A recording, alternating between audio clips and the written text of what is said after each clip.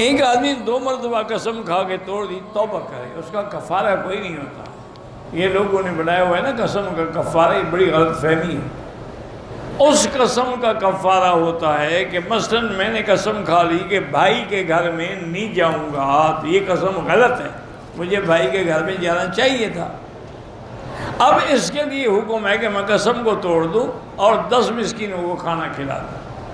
یہاں ایک ہے جھوٹی قسم کھانا، وہ تو گناہ ہے، اس کا علاج ہی توبہ ہے، کفارہ نہیں ہے۔ جیسے کہ ایک صحیح روایات میں ہے کہ ایک دن سیدنا ابی بکر رضی اللہ تعالی عنہ کو حضور کی خدمت میں رات کو دیر ہو گئی۔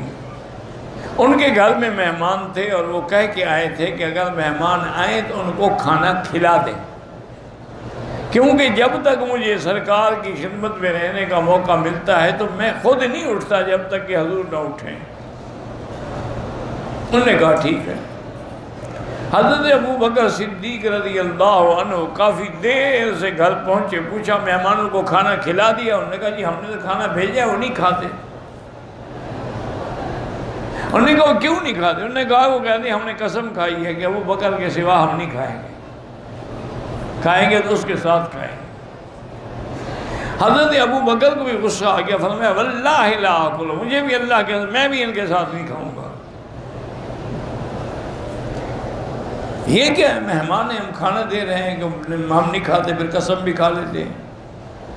بیوی نے جب دیکھا تو اس نے کہا کہ واللہ لا آکل، انہوں نے کہا وہ کر دیکھو تم بھی نہ کھاؤ، مہمان بھی نہ کھائے، مجھے بھی اللہ کی قسم میں نہیں کھاؤں، پھر میں کیا کھاؤں اکیلی۔ اب تھوڑی دیر میں حضرت صدیق کو خیال آیا، انہوں نے فرمایا استغفر اللہ، انہوں نے کہا اچھا ٹھیک ہے میں قسم توڑتا ہوں، میں بھی کھاتا ہوں۔ جب انہوں نے کہا آپ کھاتے ہیں مہمان بھی کھائیں گے اور پھر میں بھی کھا لوں گی۔